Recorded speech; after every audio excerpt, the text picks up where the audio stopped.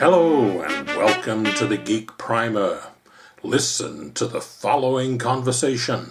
Chink, chink, chink, chink, chink, chink. Draw, Smile partner. when you say that, stranger. Draw, partner. What's it about this time? This varmint won't agree that The Magnificent Seven is the greatest Western movie of all time. Quit your belly aching, you hornswoggler. I reckon you're plum loco if you can't see how dad blamed awesome The Magnificent Seven is. Hellfire, I ain't fixin' to tell you it ain't awesome, you low down, dirty, sneaking polecat. But you can't call it the greatest if it ain't original. Thunderation, them's fighting words. Draw! Oh, let's talk this out. Lucky you stopped me. I was gonna whoop this coyote with my highfalutin logic. Consign it? Hush up.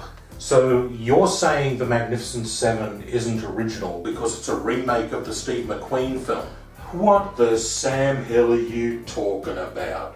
I'm saying the Steve McQueen film is a remake of The Seven Samurai. By jingo, you're right.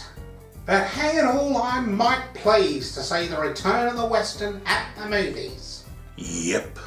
I've got me a hankering to watch me a classic Western.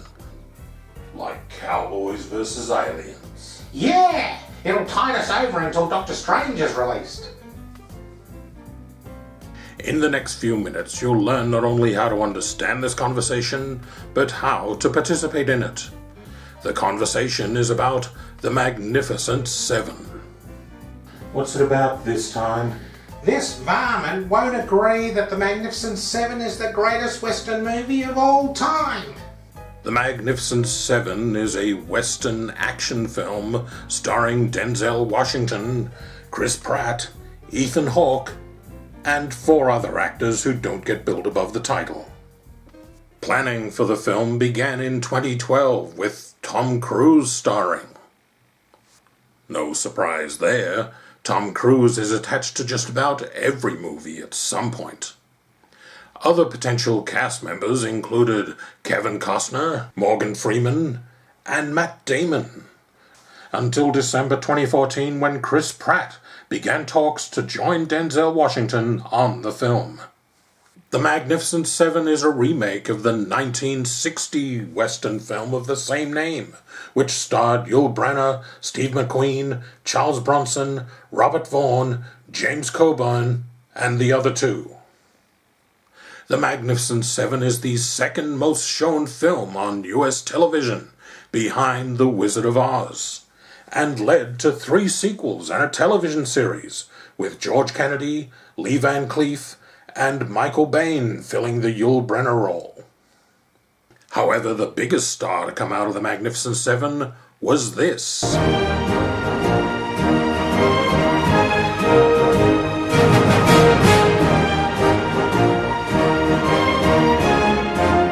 The theme music, composed by Elmer Bernstein, has been frequently quoted in media and popular culture, becoming the music of the commercials for Marlboro cigarettes in 1963, and is even included during part of the Euro Disneyland Railroad at Disneyland Paris, when the train enters Frontierland.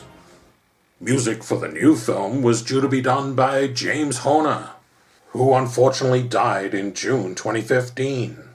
However, a month later, director Antoine Fuqua learned the score had already been written and will now be James Horner's final posthumous release. What a shame it can't be used for a cigarette commercial. Now listen again.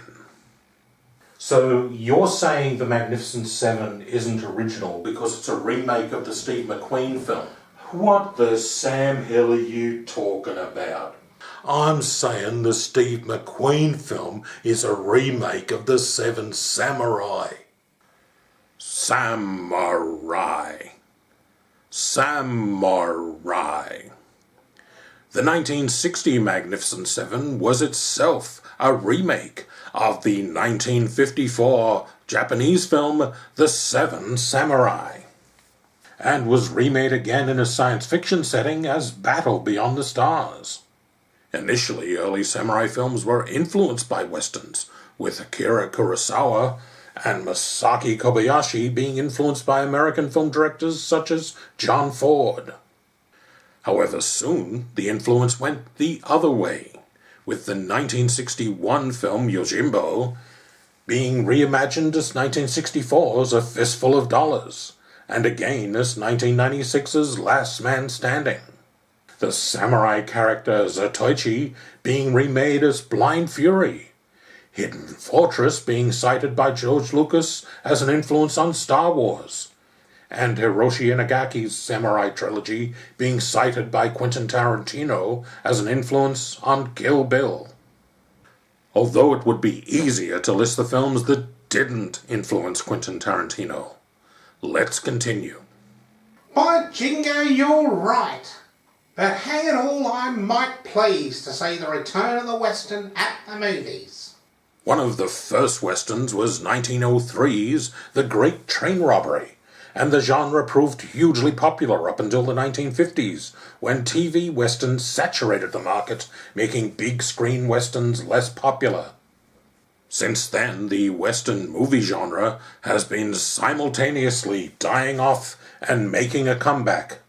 Every few years, a film will be released and be hailed as the return of the Western. But seeing as Wikipedia lists over 100 Westerns as being released since 2010, it would seem the only way the Western can really return is if it actually went away. Now that you've heard the meaning behind many of the words and phrases used in the conversation, are you ready to contribute? Don't worry if you're not. To help out, try using this contributing phrase.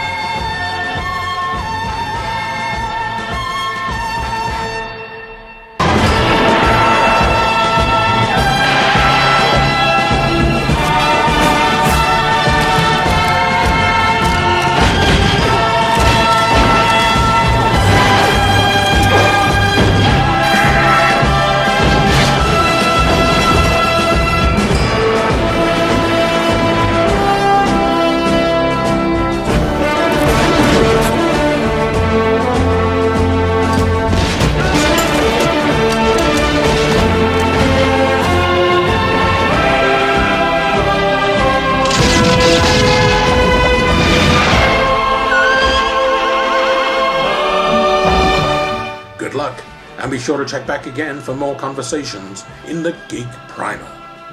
If you have a geek topic you'd like to be primed for, enter it into the comments.